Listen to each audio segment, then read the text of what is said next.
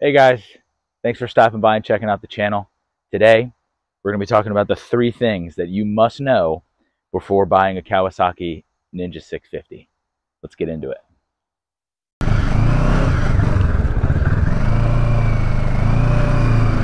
All right.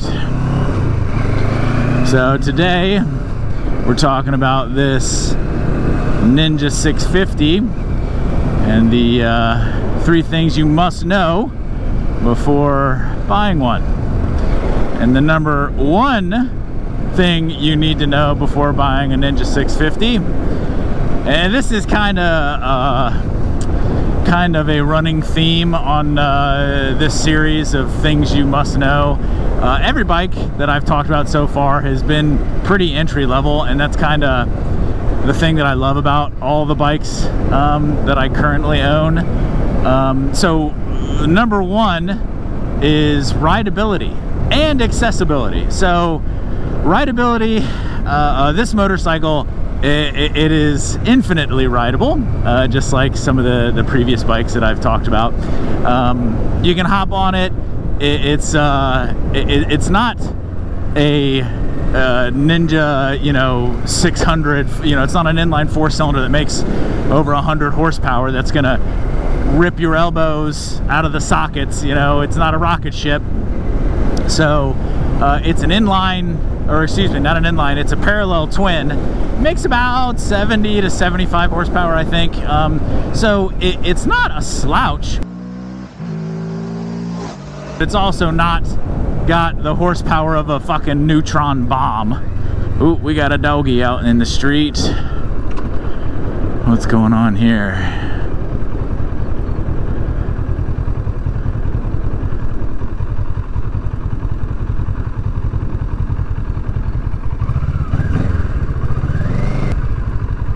Not sure. Anyway, so this bike has not got the horsepower of a neutron bomb, so it can still get you in trouble, but as long as you're a fairly responsible human being, you'll be fine. So rideability, you can be an experienced rider or even a first-time rider. A first-time rider, this bike's honestly perfect. You can hop on it. It's not terribly heavy. It's not cumbersome at all. It's pretty nimble. It gets around pretty good.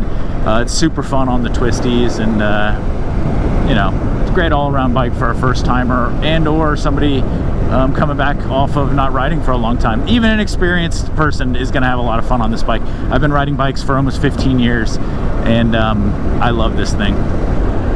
And that's why number 1 is rideability. And number 1.5 is accessibility.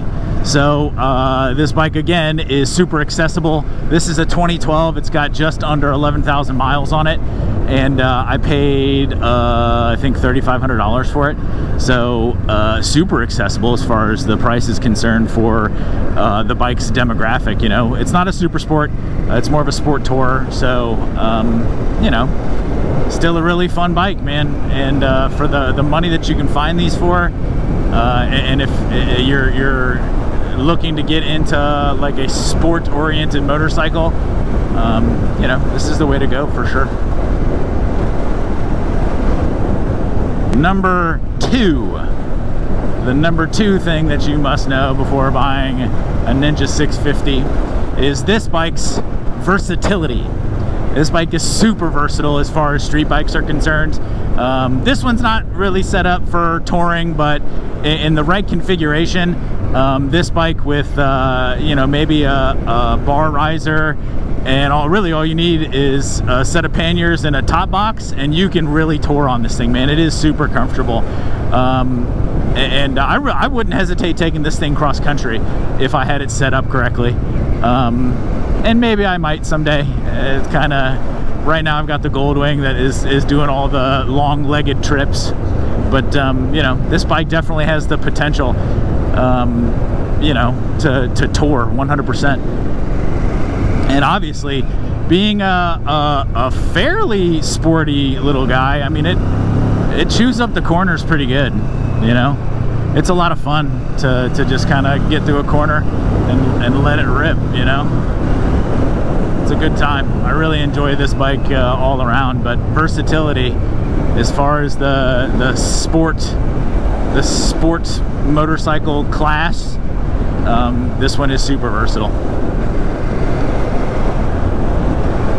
Number 3, the third thing you must know about this motorcycle, and this one is sort of subjective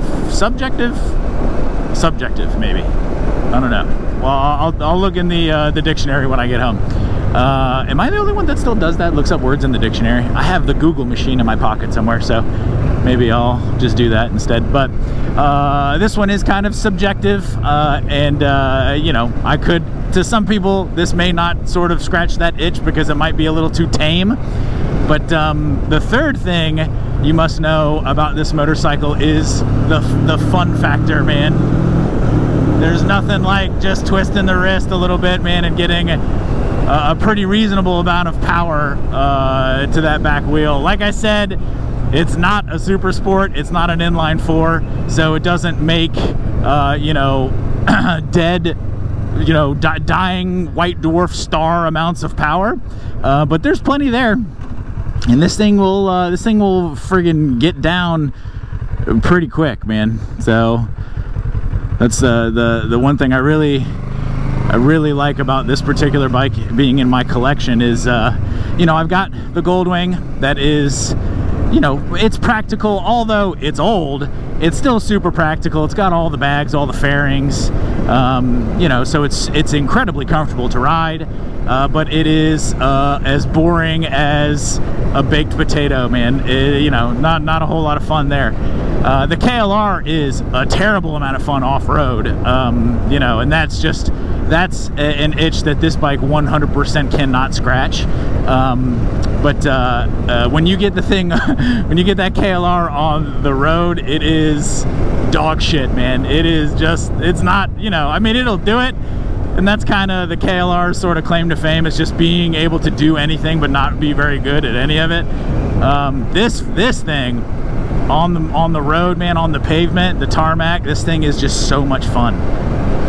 So, you know, if you're looking to get into a sporty kind of motorcycle, again, that is not going to, you know, lead to you breaking the sound barrier, you know, or you know, traveling back in time from how fast you fucking drive, then this guy really is a super good choice. And like I said, for the price point, man, and the fun factor, it doesn't get any better.